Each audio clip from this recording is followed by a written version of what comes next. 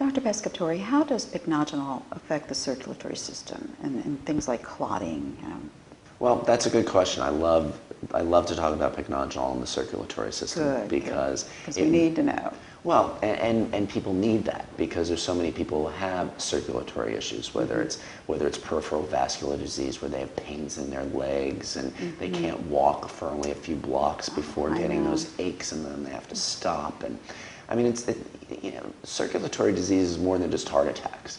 All right. It's getting the blood vessel. It's keeping the blood vessels open so that that your brain gets blood.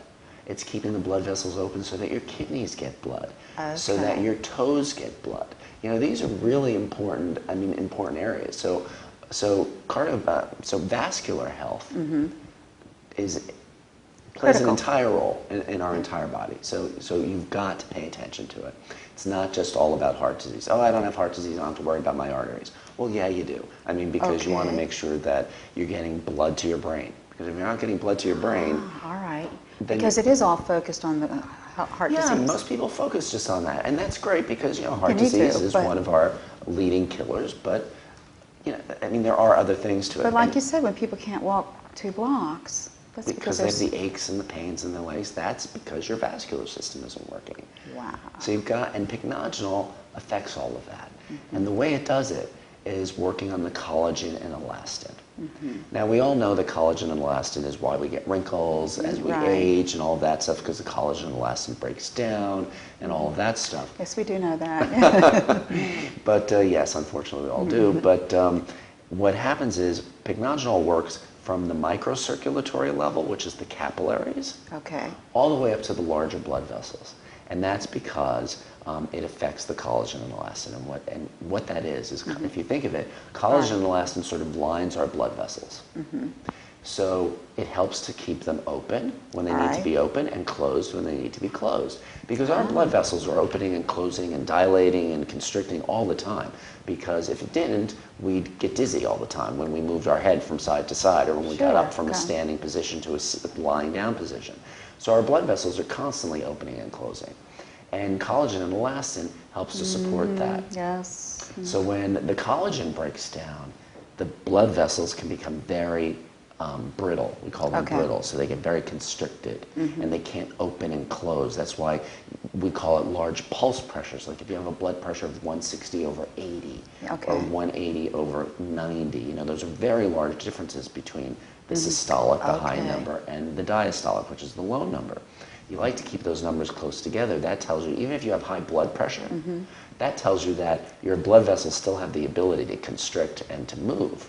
Oh, really? But when you have large differences between your high number and your low number in blood pressure, that tells you that your arteries are not able to open and close the way that they're supposed to.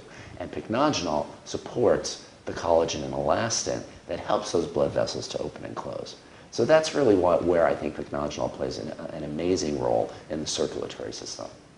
And as a physician, you have this to give to your patients to help them through these things, right? Well, for me as a physician, I literally use natural substances first. And then, here's how I think about every patient. So diet, because you have to have a proper diet. There's not enough pills in the world, whether it's pharmaceuticals or nutritional supplements, that are going to correct everything. So you've got to have a proper diet. Of course, exercise. Of course. And then I look at nutritional supplements, what can help the patient.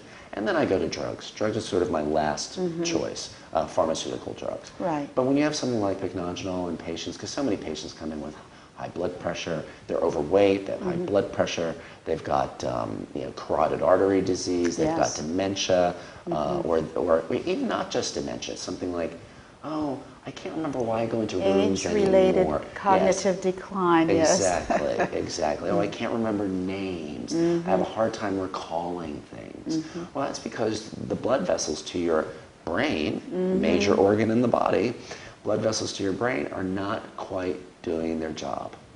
And what about getting the blood to your liver, the detoxifying aspects of all of this? Pycnogenol plays a role in helping to detoxify. the body. So when I have a nutritional supplement, and I love when I have one nutritional supplement that can do so many things. Right. Because then I don't have to load the patient up with, here's 25 things that you have to take 3 times a day. Gee, thanks, doc. I could just go down the block and just take one pharmaceutical. Yeah, well, what will that one pharmaceutical do to you as opposed to these 25 nutritional supplements I'm recommending? But that's why having Pycnogenol in our arsenal is really quite fantastic, because you actually have one substance, one natural substance that can actually work for your entire cardiovascular circulatory system, and that's why it has so many applications. Thank you so much. Thank you.